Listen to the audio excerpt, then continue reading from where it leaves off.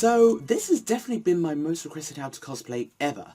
So now the time has come. It's time to cosplay the War Doctor. Naturally the outfit does look pretty difficult, but we're going to break it down piece by piece. So let's get to it. The War Doctor, the man who really did fight the Time War, was naturally an incarnation placed between Paul McGann's 8th Doctor and Christopher Eccleston's 9th Doctor.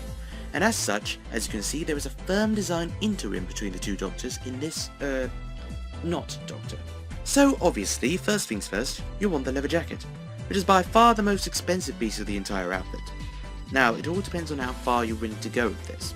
If you're a 9th Doctor cosplayer, you could just simply reuse your jacket if you want to. It'll save on costs, to say the least. One design detail though, is that the War Doctor's leather jacket is considerably more weathered than the 9th Doctor's, so you can bear that in mind if you wish. It's an option to buy the 9th Doctor leather jacket from Rested Leather in a brown pre-distressed hide to give it that damaged, war-torn look. And there's also the Magnolia Clothier's jacket for those with a bit more buck in their budget. Failing that, you can grab one off eBay yourself, potentially on the cheap, and weather it or not using methods like the sandpaper method, so be sure to do your research. Moving on, the waistcoat is going to be a tricky part of the outfit for sure, so once again it depends on your budget. Hurt wears a brown velvet double-breasted waistcoat, custom made for him by the looks of it. As a cheap alternative, you could grab a brown tweed double-breasted waistcoat from Dobell and possibly switch out the buttons for shinier ones, but this, of course, is just an option. You can also go a different route and stick with a single-breasted waistcoat by grabbing a velvet one. Each way is more cost-effective. However, if you really don't have a problem with shelling out the monies, then Magnolia do a pretty good replica. Along with this waistcoat, the Doctor wears a double Albert chain, much like the 11th Doctor does. However, this one requires the removal of the locket. As for the shirt, the Doctor wears a light striped shirt. This should be fairly easy to obtain, just look in your local fashion stores. Furthermore, the scarf has been nicely dealt with by Magnolia, who have done a brilliant replica of it. However, if you can't afford this, have no fear. A rusty pink or red scarf will do the trick pretty nicely.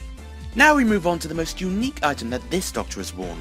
The bandolier is a pretty hard object to get, given how it's so metallic, and the fact that it needs to be able to contain a sonic screwdriver. With that in mind, the Magnolia Clothier's version is pretty much the best one out there on the market, or at the very least, the most user-friendly.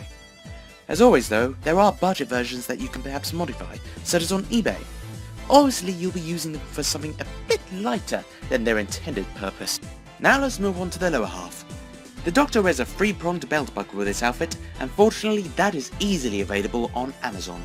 As for the trousers, the Doctor wears standard brown trousers more or less, just dirty them up a little bit. As for the gaiters, as I found out during the 8th Doctor tutorial, they are a nightmare to find, and when you do, they end up selling out incredibly quickly.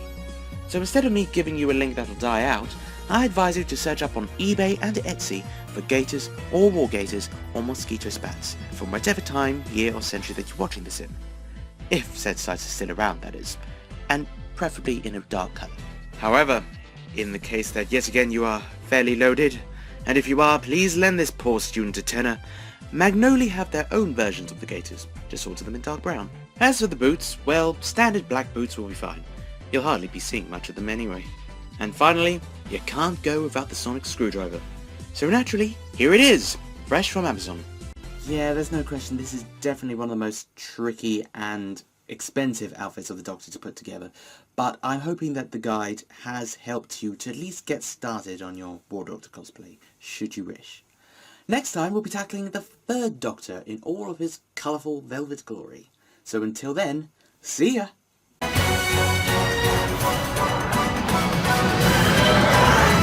Hello, this is Sean Wallace, also known as the Dark Destroyer from The Chase. Please subscribe to the Whovian Chaser. I'm demanding that you do, otherwise I'm coming to get you.